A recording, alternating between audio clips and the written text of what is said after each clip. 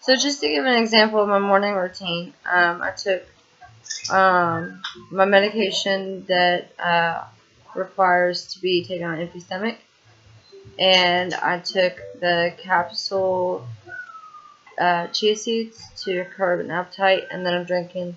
This was full of my green goodness juice with the recommended amount of fiber mixed in with it. So even though I'm technically taking my medication on an empty stomach, I'm getting enough fiber and filling. You're going to fall on that skateboard. I'm getting enough filling and filling supplements and whatever to where I won't feel hungry. I won't feel the need to eat. Because that's my biggest thing is in the morning you're hungry, so I don't want my tummy sitting here rumbling while I'm waiting on those medications to digest. Another thing is when you take those chia seeds, they're supposed to be put in water to make it like a gelatin type substance before you ingest it. And I capsulate mine and then take it.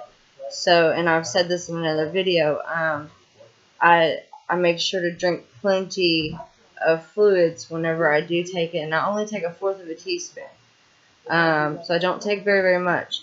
But I make sure to take enough fluid to where it has enough fluid to gel up like that.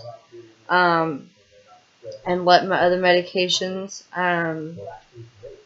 pass through and word I'm looking for, digest, without soaking up my stomach acid for fluid. Because that's pretty much what it does. It's pretty much like I just swallowed a tiny sponge. So I want to make sure to drink plenty of fluids with that. So if you do that, and the only reason why I do that is because I can't stand the taste nor the texture of it. I'm very sensitive to texture. That's why I can't eat salad. I can't eat lettuce or anything like that. The texture of it just makes me gag. So I'm very sensitive to textures. That's why in my freezer I have cauliflower, broccoli, and spinach. That's pretty much it as far as vegetable goes that I can chew and that won't make me gag. So I'm very limited. That's why I have my juice. It's more expensive, but that's because it's very straight juice. There's no fillers. There's no artificial preservatives. There's no artificial flavors.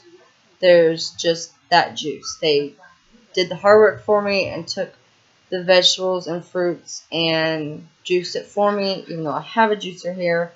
And they did it for me. And put D. So it's pretty much they just took the fruit straight, juiced it, and put it in a bottle for me, and shipped it to Kroger and Walmart for me, and therefore I could buy it. And so I'm pretty much paying for them juicing it for me. So it's pretty much straight vegetable and fruit juice.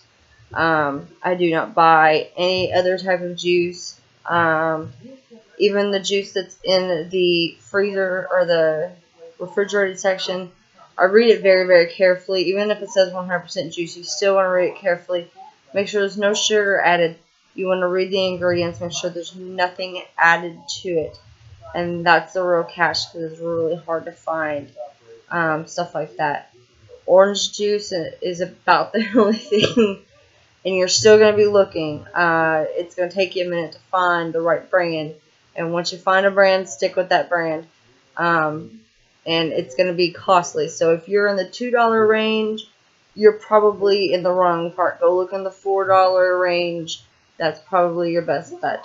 So it's worth it to pay a little extra for the good juice, because it's healthy and it has just juice. It's just the fruit and everything. Dee is dying to be in this video. Say hi.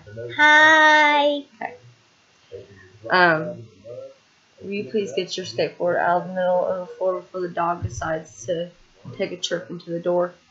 So yeah, just a quick thing about my morning. I don't typically eat breakfast. If I do, then I'll probably wait like an hour and then I'll make me some eggs. I eat a lot of eggs now. I go through a lot of eggs. But that is just my typical morning breakfast routine. Yes,